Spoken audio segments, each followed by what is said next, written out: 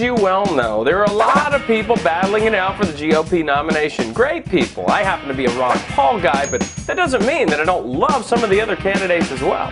ABO. Anybody but Obama. The mantra of conservatives everywhere. For the most part, I agree with that sentiment. I mean, Barack Obama is pure unadulterated arsenic. I mean, I'd vote for any Republican who is running against him. Anybody but Mitt Romney, that is.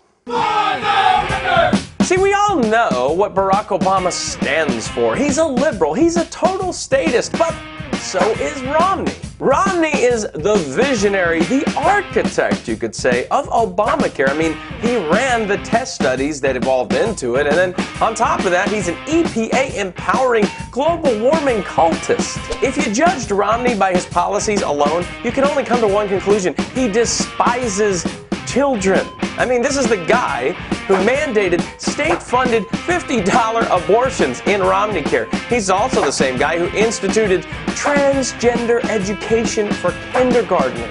What can I say? The guy's a liberal monster. But what makes Mitt Romney even worse, that's right, worse than Barack Obama, is that he has an R next to his name. If Barack Obama is a hard shot of whiskey, then Mitt Romney is a cool, soothing, peachy pitcher of sangria. The two drinks will achieve the exact same result, but one goes down a whole lot smoother.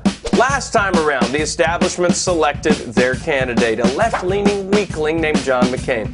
I joined in the chorus, I rallied around him, I helped support him.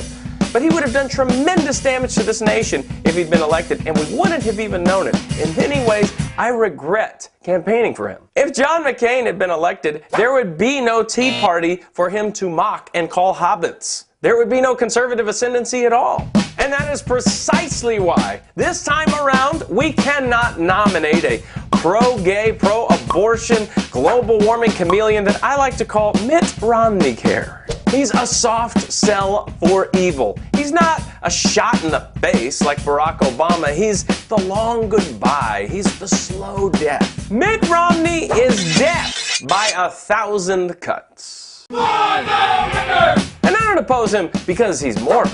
I've spent some time with Romney's supporters, and many of them are Mormons themselves, who believe that he's been somehow treated unfairly because of his religious beliefs. But when you look at the outright evils that he supports, that is a tough sell. Seriously, how can you institute $50 state-funded abortions and then tell people with a straight face that you're pro-family? How can you support psychological pedophilia in schools and try to maintain any religious credibility? When you see how little Mitt Romney actually cares about Judeo-Christian values, the truth is pretty hard to spin. It's not that Mitt Romney is Mormon. He's not Mormon enough. For the record!